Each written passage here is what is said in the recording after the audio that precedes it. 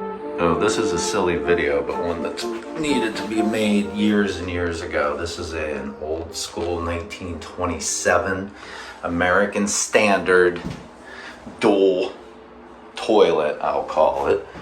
And I struggled, so when you move into a place, which was 20 years ago for me, you like to replace all of these parts. This arm turned out to need to be the usual one that was original. However, and usually, if it's ancient, people left the brass fittings inside because that's the only way that this thing does not leak, because the original brass overflow tube, which is right here, is longer. And then I got the real brass fittings, not the chrome. Well, I got them all. And I got extra washers. There's the chrome plated. This is a little bit looser than this one. I struggled to get that over the 2-inch outer diameter elbow. It's really hard to find this stuff. I used to be able to get it in my hardware store in Philadelphia. That was a local place, and up until about 5 years ago, they sold these. So I put all of these into my house, and you have like a 1 in a million shot of getting this not to leak when you replace it with new modern parts. The plastic just do not work. You've got 3 leak points minimum. Let's assume the fill valve should be pretty simple for you.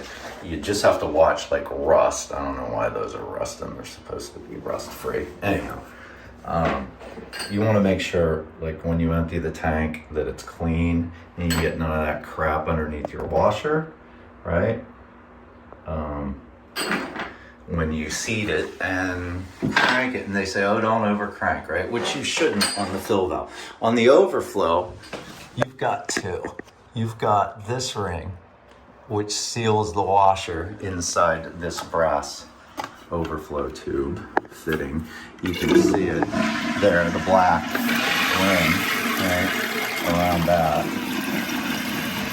You have to get a flush valve here, or flap, that's got the rubber that goes around the overflow tube, right?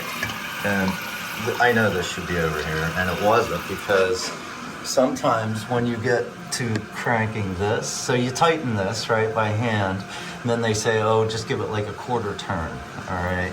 So I start that way, and then you make sure you thread this on. The washer's inside there. Washer's inside there. I thread this on like just a hair tight, and then check the wiggle on this pipe, because you have to usually cut them to length.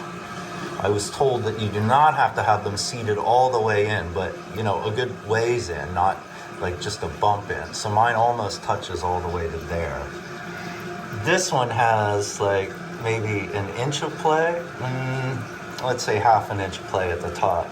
But then it can, because this is like this hole's like 2 1/8, so you have 1/8 of area to close up. They say, oh, tighten this by hand and then just a 1/4 turn. Well, they're full of crap.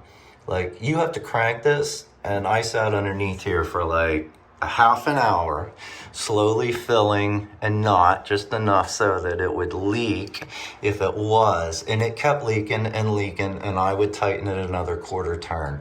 I probably did that 6 times.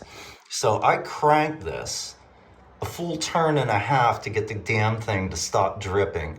In the process, it started to rotate this, which I wasn't too concerned because I didn't have it super tight. It was just tight. And it actually dripped a bump out of there. But on the first time that you turned this and it cranked this, it was good. And it ended up in that position, and it works. I trimmed this line. I don't care. It works. And this thing has been leaking for like 16 years since the day I tried to fix it. This is my 3rd. I have 3 of these toilets. For some reason, I was successful in the main bathroom with with new parts, meaning the plastic crap, which is this. So you can do that You can do the plastic flapper, and you can adapt it to the modern by getting the little ring here that goes around the overflow valve. You see it down in there. And I leave the original arm, because you want the original flush. I do. And that's it. You must have a brass overflow tube to stop the leak that will drive you mad. And replaced boards years ago, and the ceiling underneath the bathroom here, because those things, I mean, I love them.